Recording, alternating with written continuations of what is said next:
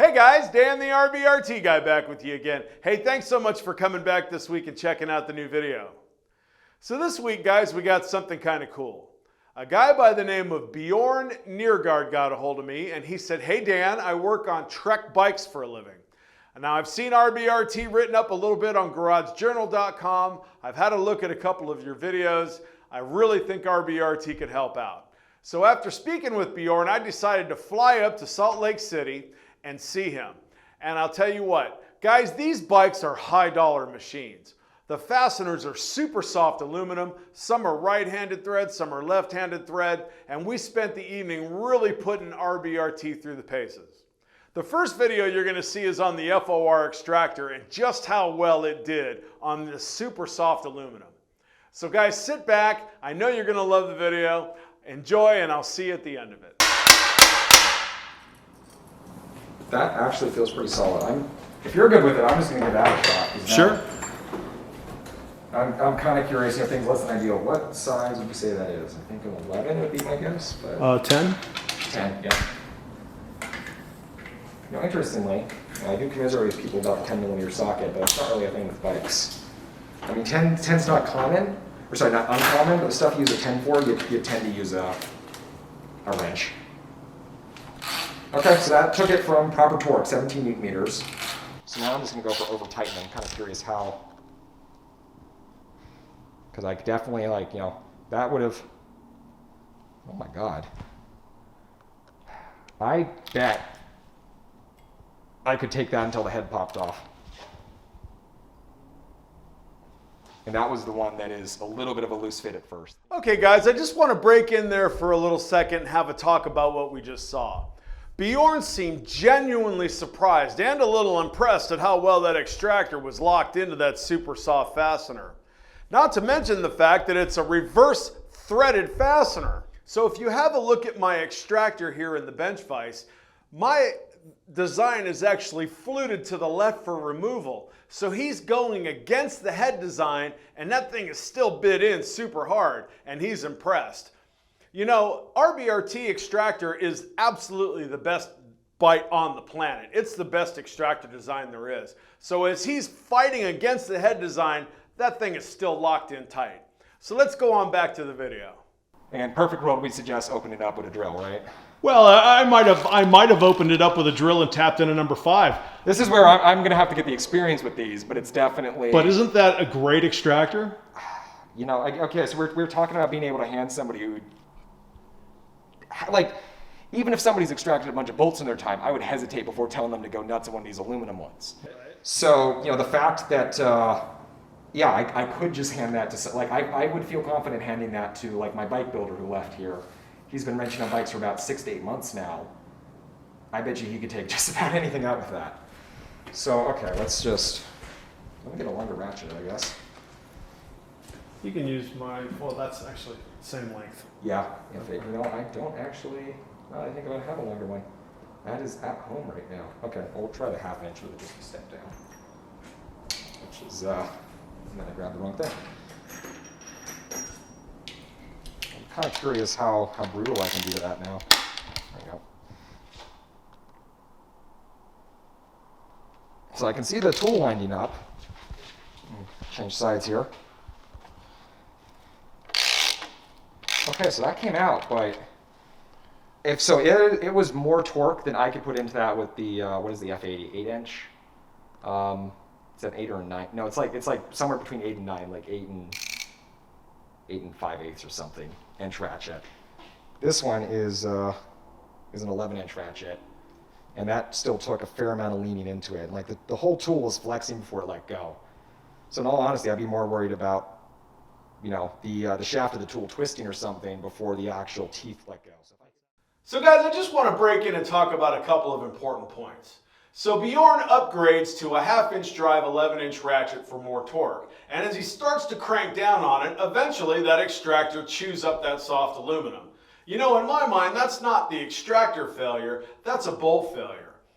Something's going to give, and it was the aluminum metal, it wasn't the extractor. So I thought that was an important point to point out. As he's putting on more and more torque, eventually something's going to let go. Had that fastener been steel, he'd have kept on cranking until he probably snapped that extractor. They really are the best bite on the planet. And let's not forget he was going against the head design to begin with. So they really are the best bite. Let's get back to the video.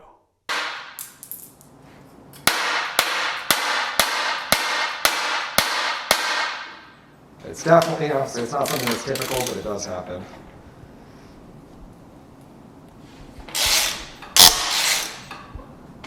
You can hear that's real dry and unhappy in there. And this is incidentally Loctited. Is it? Yep. So this one actually has a propensity. Woo. And yeah, that was no finesse. Like I was not feathering the torque. I was just straight up with a 1/2 inch ratchet. Just. Yeah. So this was the one where they initially had an issue with these backing out, and they changed the thread locker. Torque spec's still the same, but still warm. And then going back in because might as well.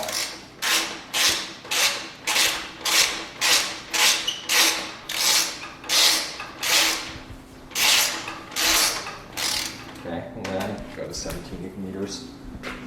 I do think that if I went for, like if I had to have one tool, it probably would be the extractors. Especially, now I'm seeing in combo with the socket, so I can use a torque tool on it. I did not realize that would be a feature. Right. Definitely a little more versatility, a little, the bit sockets are nice, and especially for low access, limited access will be way better because they're lower profile, but like for just general, like the most bang for my buck, there we are right there. So now go ahead and screw the shaft down. And so that's the same size, and it's right? the same size, so you can get a wrench. That's nice. So you don't have to, that's my complaint with some similar stuff. Okay, so let's go for the,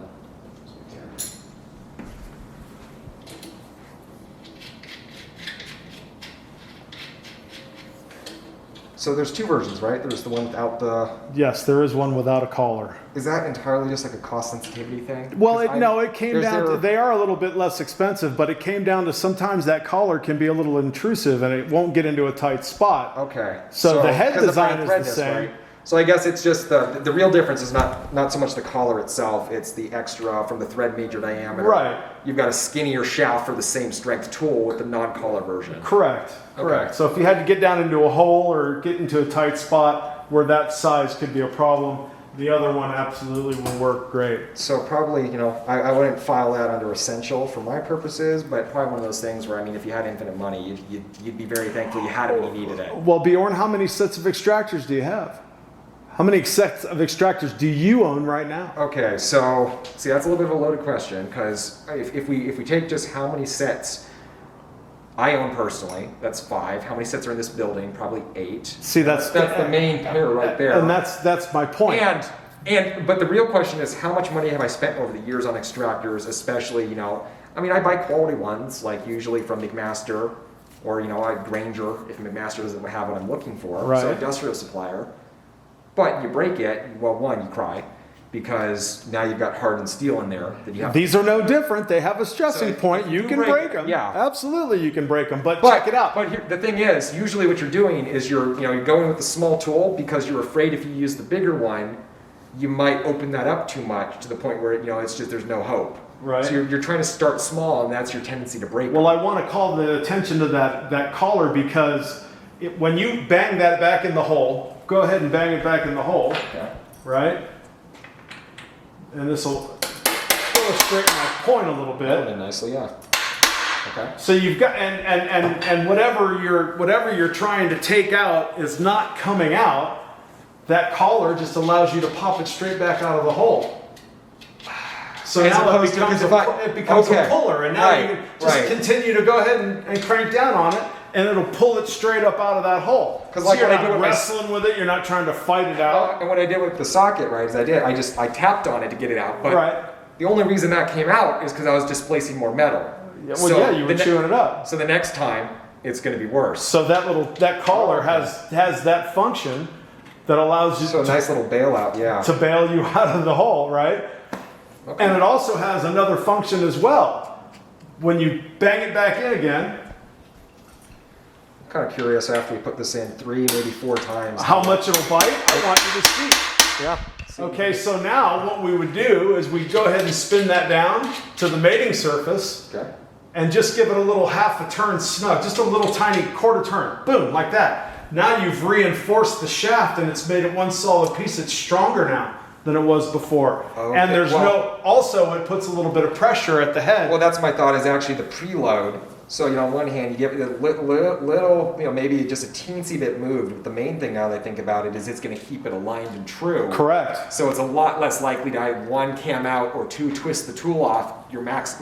Correct. And it's super stable. I mean, you can feel. And now go ahead and crank down. That's our third time. You want it 3 times into the same hole. I guess we're going to try a failure. So that's first is 17, which is torque spec. You want to see how far you can go? Yeah, I think we're just going to ratchet it up until it gives. All right. See what gives. Torque wrench probably won't actually, now that I think about it. Torque wrench will probably be the first thing. So that's still a torque spec after those shenanigans. So I'm going to try 25. This thing goes to 60. That may. Okay, so nice, lucky loosey. Now we'll tighten back to 25. Go. Let's try 40. I'm willing to bet, though, that even at 60 Newton meters, that won't be a problem. Probably the fastener and the tool will both hold up, so I have to get a bigger wrench.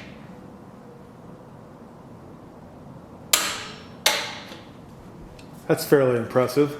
That tightened nicely. So that's 50.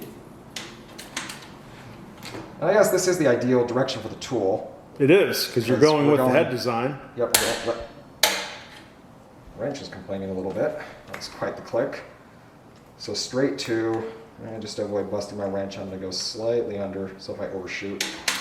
Because of the elasticity, it's not a problem. Okay, got to avoid choking up.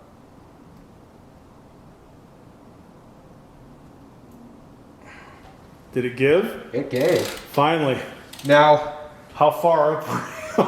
Fat boy on that aluminum. So that was 58 Newton meters when it gave, and it was definitely, like that was pretty sure we were right there, just barely didn't click. So to give you an idea though, like in terms of how ridiculously tight that is, I guess this works as an analogy for me. So we have those cranks I was telling you about that takes an 8mm hex to turn, and it's about an M22 off the top of my head. That goes to 54 Newton meters. And this went a little tighter, I would guess. I kind of wish now that I went with a slightly more granular, stepping up to the torque, or really what I should have done is actually gone with the digital wrench, the live readout. But, I mean, still, that is, what is that, more than 3.5 times what that fastener is, what the rated torque is, what it's supposed to be engineered for. And, it was the fastener that gave it up. Like, I could feel the flex in the tool. I kind of wonder if you hadn't shown me that trick of squaring it up, if I might not have cammed out faster. Because it was definitely like, I'm sure I saw that you were wobbling a little. Yeah, there was a little bit of, leaning. Yep, and I do kind of think like, I might have been able to get more with a little bit of technique. Like that was definitely, if I had somebody else stabilizing the bike, and if I was a bit more careful keeping things square, it probably could have taken a little more. What do you think? Overall impression? Kind of, let me say not entirely unexpected, because you're like there's a fair amount of press on these now, at least as well as I think I found them actually through Garage Journal. GarageJournal.com. Mm-hmm. There's a lot of tool talk there, but it's kind of one thing to hear about it and then see it, and then the other thing is we're doing really well in the aluminum so far. Okay guys, we're going to go ahead and leave Bjorn right there for now. I hope you enjoyed this video of the F.O.R. extractor out of the studio and out in the real world. I gotta say, it's all about the grip, and I think our F.O.R. extractor performed like a champ on those super soft aluminum fasteners. Like Bjorn said in that last segment, he was able to crank that fastener down 3.5 times what it was rated for in torque. I think he did a great job showing what the capability of the R.B.R.T. technology is. So guys, this is where we'd like to see the channel go in the future. If you have a situation you'd like me to check out, leave a comment in the comment section or get a hold of me on my social media pages. Do me a favor, give the video a like, subscribe to the channel if you haven't done it yet, and smash that bell so you can see when the next new R.B.R.T. Guy video comes out. I'm Dan the R.B.R.T. Guy. We'll see you next time. Thanks very much.